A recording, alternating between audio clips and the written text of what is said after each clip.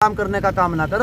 अगर सरकार इस तरह से बदनाम करने का काम करेगी और अपने गुंडे भेजकर हमारे बीच में, किसानों के बीच में बदतमीजी करवाने का उसका काम करेगी, तो किसान इतना मजबूत है कि इन राजनीतिक दल के आदमियों को, भाजपा के आदमियों को गांव के अंदर नहीं घुसने देने के।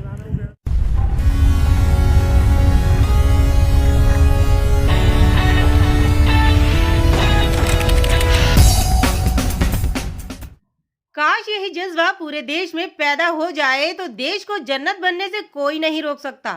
देश को राजतंत्र में ढकेलने की साजिश के तहत देश की खेती को चहेते की प्रॉपर्टी बनाकर किसान को चहेते का गुलाम बनाने की कवायद को कामयाब बनाने वाले कृषि बिल के खिलाफ गुजरे 4 महीने से किसान धरना पर है। तानाशाही के चलते देश के अन्नदाता पर देश की राजधानी पर प्रवेश वर्जित कर दिया गया, जिसके चलते अन्नदाताओं ने दिल्ली बॉर्डरों पर ही जमावड़ा लगा दिया।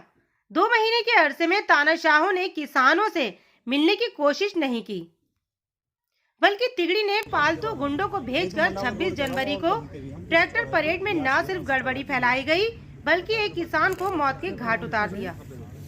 किसानों ने इतने पर भी संयम नहीं खोया। हिंसा फैलाने पर आमादा तिगड़ी ने पालतू आतंकियों के जरिए किसानों पर पथराव कराया, शिविरों में तोड़फोड़ कराई। किसान इतने पर भी शांत हैं। दूसरी तरफ तिगड़ी ने यूपी हरियाणा के गांवों में दलालों को भेजकर किसानों और गांव वालों को गड़बड़ाना शुरू कर दिया है। गौरतलब पहलू ये है कि जब से देश आरएसएस के हवाले हुआ है, तब से हर जगह पुलिस की मदद के लिए गुंडों के झुंड साथ चलते हैं। मामला चाहे जेएनयू का हो या शाहीन बाग का या फिर यूपी के बरेली के करमपुर चौधरी का, सब जगह पुलिस के साथ गुंडे गुलाम जनता को पीटते दिखते हैं। अब दिल्ली और यूपी में पुलिस पालतू गुंडों को साथ लेकर चल रही है। इसी आतंक से परेशान होकर यूपी के बिजनौर में किसानों ने देश बेचने वालों का गांवों में प्रवेश वर्जित कर दिया है। गांवों में बैनर पोस्टर लगाकर भाजपाइयों के प्रवेश पर रोक लगा दी गई है। यही हौसला पूरे देश के लोगों में पैदा हो जाए, तब देश एक बार फिर जन्नत बनकर उभरेगा। जिंदाबाद! जिंदाबाद! जिंदाबाद! मेरा नाम अमित चौधरी।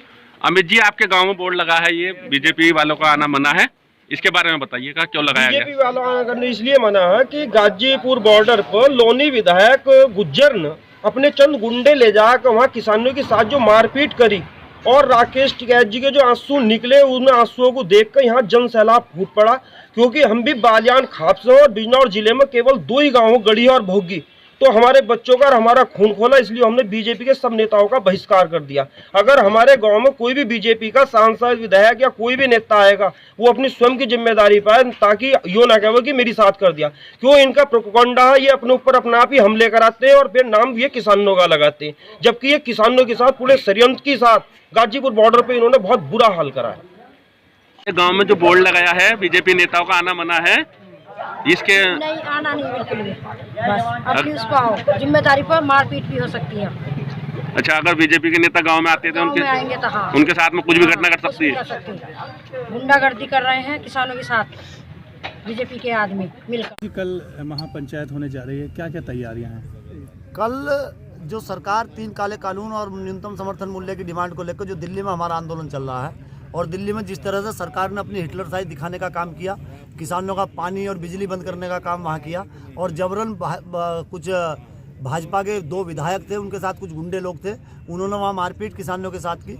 उसके विरोध में यहाँ किसान सम्मान बचाओ रैली है, उसमें चौधरी नरेश टिकैत जी और संयुक्त किसान मोर्चा के पदाधिकारी पंजाब और हरियाणा के लोग उसमें शामिल होंगे। कोई राजनीतिक व्यक्ति हमारे उसमें शामिल नहीं होगा, पूरी तरह से बैन है, राजनीतिक मंच नहीं है बिल्कुल भी, और पूरी तैयारियां हैं, और पूरी वॉलंटियर्स की और उसकी सूची यहाँ बना दी गई है। जिले का प्रशासन भी लगातार हमें सहयोग यहाँ कर रहा है, और जिले के प्रशासन ने भी पूरी तरह से व्यवस्थाएं बनवाने की बात कही है, तो जो व्यवस्थाओं में सहयोग देंगे उनका भी धन्यवाद। और जनपद के किसानों से हमारी अपील ये है कि अधिक से अधिक संख्या में निकल कर ITI के मैदान में पहुँचे। ये किसानों के सम्मान की लड़ाई है। अगर ये आंदोलन खत्म होता है तो अगले 20 साल तक भी किसान अपनी आवाज़ उठा नहीं पाने का। जिस तरह से सरकार ने 70-71 दिन हो गए और किसानों की बात कुछ तरह तरह के षड्यंत्र रचकर तोड़ने का काम किया है। और यह आंदोलन पूरी तरह से अराजनीतिक है, किसानों का आंदोलन है। किसानों ने सारी सरकारें देखी है, हर सरकारों में संघर्ष और आंदोलन किए हैं। और हमारा किसी सरकार से भी लड़ाई नहीं है, हमारी लड़ाई गुंडागर्दी के खिलाफ है।